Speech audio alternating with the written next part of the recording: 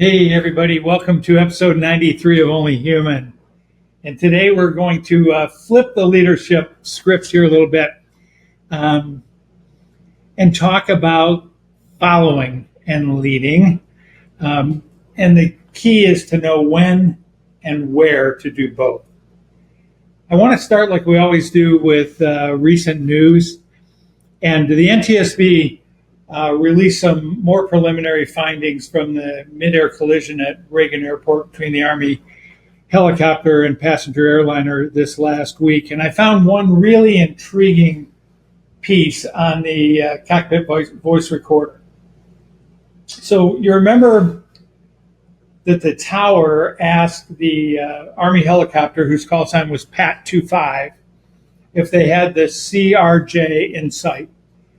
And you'll remember we discussed this a couple of podcasts ago, that I thought that was a pretty vague question. Rather, it could have been, do you have the CRJ at your 2 o'clock co-altitude in sight, right? But they didn't. They just said, do you have the CRJ in sight? And there were multiple aircraft flying. It was at night. And so Pat 25 responded, we have the aircraft in sight and request visual separation. We know now that they didn't have the correct aircraft in sight. So here's the telling piece that's going to get us into leadership and followership. On this Army helicopter, we had an Army captain who was getting a check ride, and the warrant officer was the instructor pilot and evaluator pilot, right? So even though the rank has the captain above the warrant officer, it's important to understand who the pilot in command was, because the instructor or evaluator is always the pilot in command. So after they say, yeah, we got it in sight, but they don't really have it in sight, the instructor in the helicopter, the warrant officer, says, all right, kind of come left for me, ma'am. I think that's why he's asking. We're kind of out towards the middle. Now I'm going to say that again and ask if this guy is acting like a leader or a follower. Keep in mind that 2 seconds after he says this, there's a midair collision. All right, kind of come left for me, ma'am. I think that's why he's asking. We're kind of out towards the middle. Talking about the middle of the river, the Potomac in this case. And there's going to be a lot of discussion and debate about responsibilities of an evaluator pilot and responsibilities of pilot in command. But what I want to do right here is talk a little bit about authority gradient, right? You've got a captain who outranks the warrant officer on the ground, but in this particular flight, the warrant officer certainly outranked the captain. But did he know that? He certainly knew it, but did he act like it? Right? Or was he acting as a follower when he should have been acting as a leader? One more time, this is what he said to her. All right, kind of come left for me, ma'am. I think that's why he's asking. We're kind of out towards the middle. Right? Instead of come left immediately, or I have the aircraft and taking evasive action, or whatever other actions he could have taken. So over the next few minutes, I want to unpack this whole concept of leadership and followership. And I want to begin with why being a stellar follower is the foundation for being an exceptional leader. Okay? We're going to talk a bit about habits, good followership habits. That's the behavioral strength. We're going to talk about how to build those habits by looking at key qualities of really good followers and give you, like always, practical tips to start applying it today where you are with the resources at hand. So let's begin with a question. Why are there so many books written about leadership and so few written about followership? In fact, I didn't do a Google search or anything, but I can't remember a single book. I've got a lot of leadership books. Can't remember a single book I have on followership, right? And it's almost like being a follower is seen as something lesser, right? Something smaller. We all want to be leaders. We want to be captain of the team, right? We need to understand that even legendary leaders spent years and years learning, observing, and following before they led. I mean, you could go from Napoleon, Alexander the Great, if you want to go back further, Napoleon, Patton, George Marshall, Eisenhower, Grant. I could just continue to list them. They all came up through the system that they eventually led. And they wouldn't have ever come up all the way through that system if they didn't become great followers. Now, great followership is important that you get this, because great followers actively contribute to a team, right? They're not just following orders. And they're continuously, as they follow, building the skills, the mindset, the character that will prepare them to eventually lead. There's a leadership book I got by a guy named Robert Kelly that says effective followers are as much or more critical to a team's success as leaders, because they're proactive, they're engaged, and they're committed to the bigger picture. So there's a recent article from, let's see, I got to read this. December 2024, International Journal of Behavioral Nutrition and Physical Activity. Wow, that's a mouthful. I got to take a drink. And it basically showed that having and forming healthy lifestyle habits, nutrition, exercising, is critical to having a successful life. Here's where the followership stuff comes in. I'm not losing you. And to form a successful habit, when you determine to do it, takes somewhere between 59 and 66 days on average, but varies widely by individual. Okay. So what does that little bit of academic wisdom do for us? It tells us this: the key to forming habits, followership habits, any kind of habit, is consistent repetition, right? Consistent repetition, which means you've got to have clear cues when you're following or not following the habit, and immediate rewards like feeling energized after a healthy meal or a workout. And this process is exactly the same as what great followers do. They show up, they align with the goals, and they create routines that drive success inside their team. Just like habits, followership builds a foundation for long-term growth, compound interest over time, right? So we can look at a lot of guys. Nelson Mandela, he had a lot of time to think and be a good follower because he was in prison, right? About what he would do if he ever got out and how he would become a leader. There's a guy who was CEO at Microsoft, Satya Nadella. He spent years inside that system, learning the company's culture, building relationships, mastering the execution of whatever tasks, small or large, that he was given.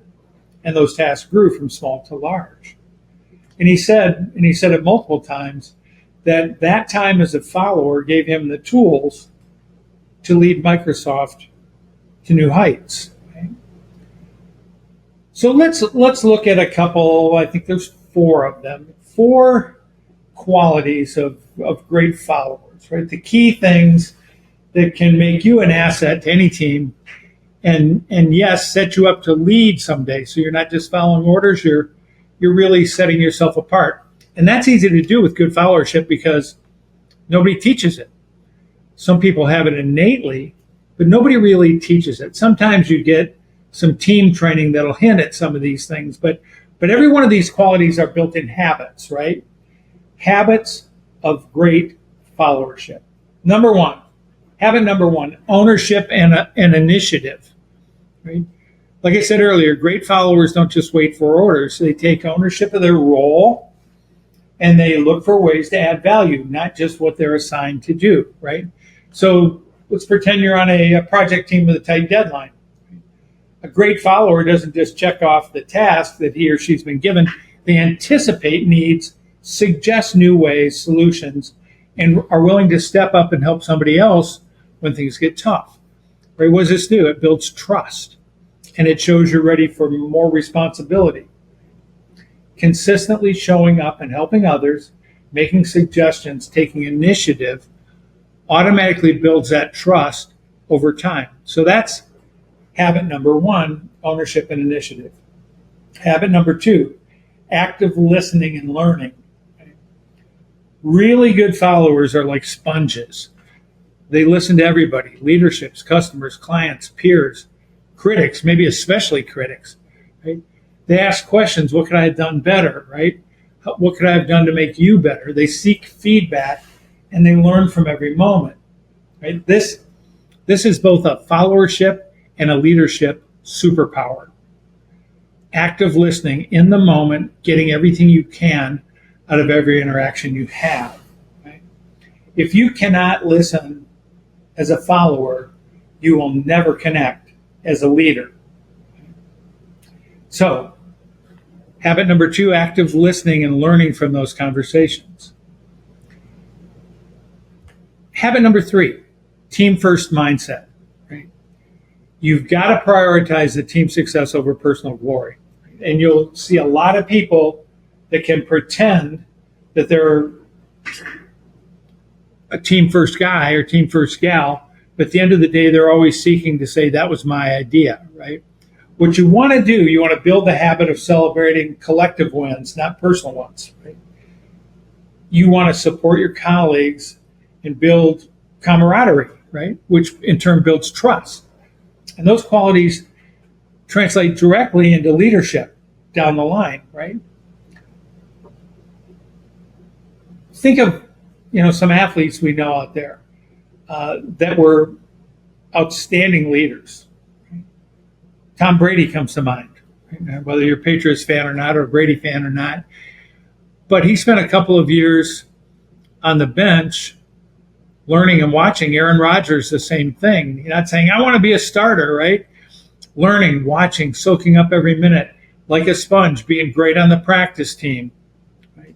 Phenomenal followership. And then when they get their moment to step up, Hall of Famers. You can learn some things from them. So team first mindset.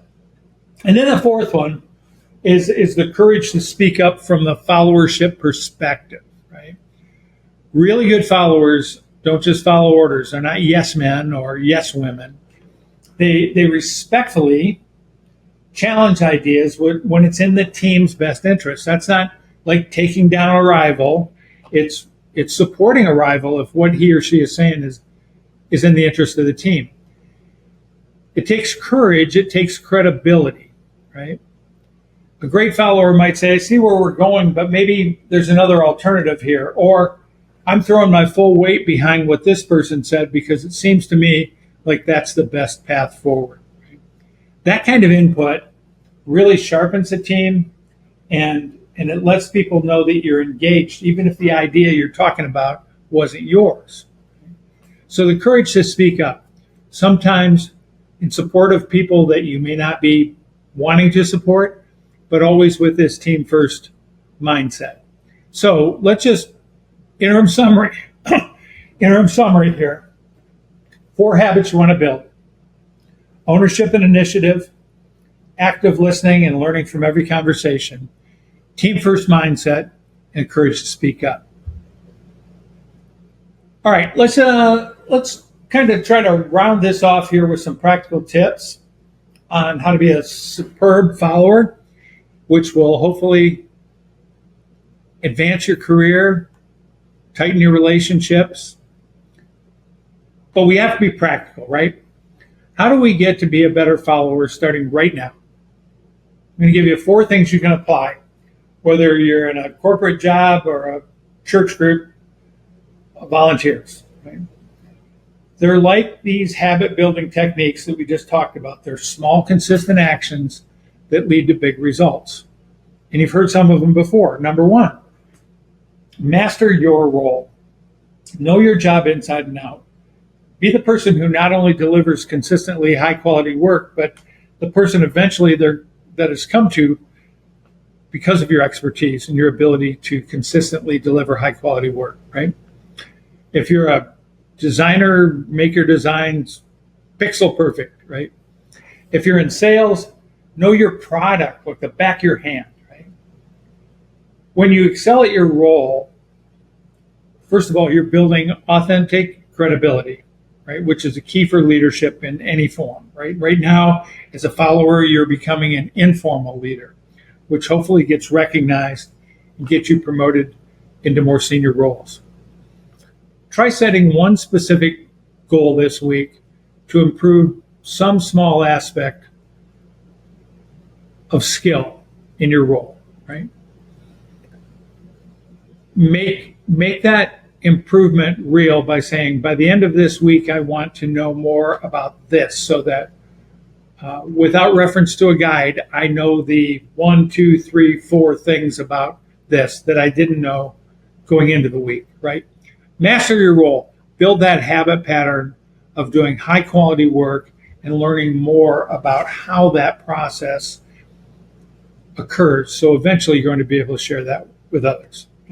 Tip number 2, build relationships, man. Connect with your team. For an introvert like me, that's sometimes hard, but you've got to take time to understand your colleagues' strengths, their challenges, and their motivations, right?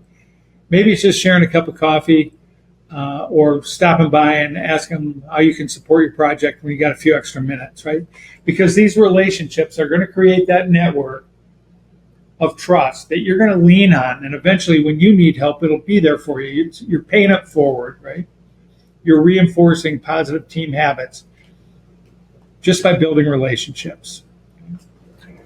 Tip 3, when you seek feedback, act on it and say thank you, right? Don't wait for your annual review. Ask a colleague, ask a peer, ask your boss, ask somebody who works for you. What's the 1 or 2 things I could do better to make life better for you? And if they tell you that, act on it. Act on it immediately. It shows you're humble and it shows you want to grow, right? Quality every leader in the world needs. I once worked for a colleague that asked for feedback after every presentation he gave. This was back in my Air Force days. He wasn't a great presenter to start. By the time he finished, he was. And guess what? I learned the same lessons. And so I started further up the ladder a little bit when I started doing presentations 20 or 30 years ago. And I still ask myself every time, how can I do it just a little bit better, right? Then you refine your skills over time, and pretty soon you're setting a standard. You have to be careful not to rest on your laurels, right? But seek feedback and act on it right away and say thank you. Tip 4, this is our last one. Step up in small ways for people. Look for ways to go beyond what's expected of you, whether it's in your job description or whether it's in your family or whether you're an assistant coach on a Little League baseball team. Right? Volunteer for the task nobody wants. Propose a small improvement to a process. You know, and I'm an assistant coach on a Little League team for my grandson. And the one thing that no assistant coach wants to do is, I can't remember what they call it, soft toss, where you kneel down and you toss ball after ball in front of the hitter that's getting ready to do batting practice next to help them refine their swing and see the ball. Nobody wants to do soft toss. You know what? I'm the old man on the coaching staff. I always raise my hand and say, I'll do soft toss. You know what else nobody wants to do? Pick up all this trash in the dugout after the team leaves at the end of the game. I do that, right? And over time, it's made me a pretty valuable coach. And I teach kids to pick up after themselves and to help pick up their equipment. And all of those little things are stepping up in small ways that build your credibility and value to the team. So let's tie this all together, man. We talked about 4 attributes and 4 techniques, but I want to tie it all together back into this idea of behavioral strength or habit formations. These little things that you do over time that become so automatic, they drive your success without you having to think about it, right? We know that habits form through repetition. As a follower, we're practicing these same principles. We're repeating positive actions, responding to team cues, and then building that trust and credibility that leads to our growth, right? So there's something in it for us, but we can't think about it that way because it's a team first mentality, right? So when you master followership, you're not just preparing to lead, you're already leading in small ways. You don't have the job title yet, but you're building toward it by showing initiative, building trust, and creating this whole collaborative culture thing, whether it's in a small company, a big company, a church group, whatever it is. You're becoming a valued member and somebody that's looked up to, right? And the next time there's an opening for a formal leadership position, assuming that's what you want, you're going to be right in line to be selected for that. So let's wrap up. Here's your challenge today. Pick one of the tips we discussed and master your role, build a new relationship, seek for feedback, say thank you and act on it, or step up to help somebody else in a small way. Try it this week, right? Treat it like a habit building experiment. Set a cue, maybe a daily reminder. Today's the day I'm gonna ask somebody for feedback and act on it. Right? And then reward yourself for the small win. Pat yourself in the back a little bit. Right? You'll be amazed at how these small actions compound and build you into a great follower. And right now in this world, we don't need more leaders. We need more followers that can become the next generation of leaders. So thanks for joining me today on Only Human.